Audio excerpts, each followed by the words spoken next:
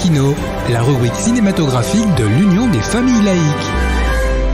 Avec Alain Defremont.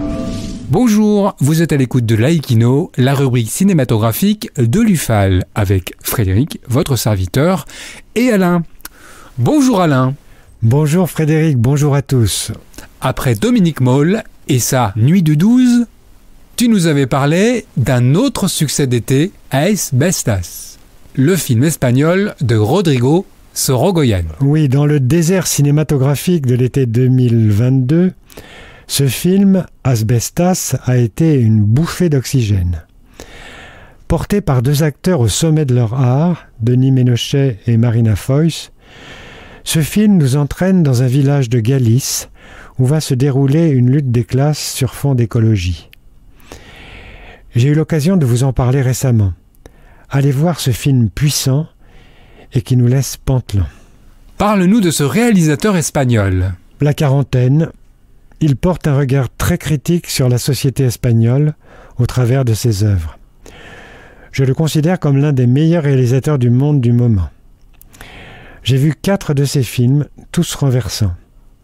Je suis tombé par hasard en 2007 sur son second film, Que Dios no perdone, qui m'a littéralement scotché sur mon fauteuil.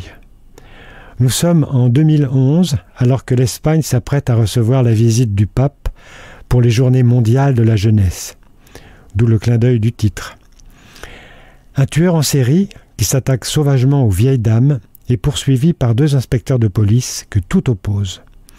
De plus, la traque du criminel doit se faire sans trop de vagues pour ne pas polluer la visite du pape. Je ne vous en dis pas davantage, vous laissant le plaisir de découvrir ce film haletant. Et ces autres films, tu as aimé ?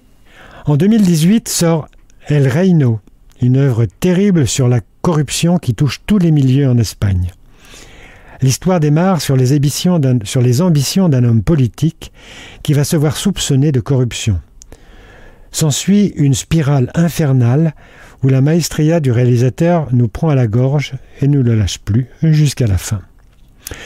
Dans un autre registre très différent, il nous propose en 2019 le film Madre, l'histoire d'une femme qui suit en direct par téléphone la disparition de son enfant sur une plage de l'Atlantique. Lors d'un plan séquence inouï, je n'ai jamais rien vu de pareil, absolument poignant.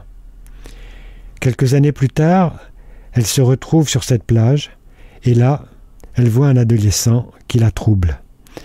Sorogoyen peint le désespoir et la résilience de cette femme comme personne. C'est une œuvre magnifique. Quel pourrait être l'atout principal de ce réalisateur ?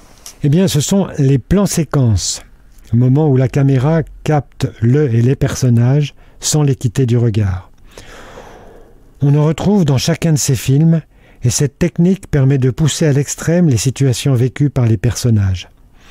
Dans Asbestas, un échange entre Marina Foïs et sa fille dans le film est alors d'une acuité et d'une vérité absolument saisissantes. Dans Madre, le dialogue téléphonique dont je vous ai parlé entre la mère et son fils nous laisse pantois. Oui, ce cinéaste est un grand. À la semaine prochaine. Merci Alain. En attendant de nous retrouver, n'oubliez pas notre émission en balado-diffusion sur laicidad.ufal.org ainsi que sur notre site ufal.org. Pensez aussi que nos activités ne sont possibles que grâce à vos dons et à vos adhésions. À bientôt. C'était Laïkino, la rubrique cinématographique de l'Union des familles laïques. Retrouvez toutes nos rubriques Laïkino et l'ensemble de nos balados-diffusions sur lufal.org.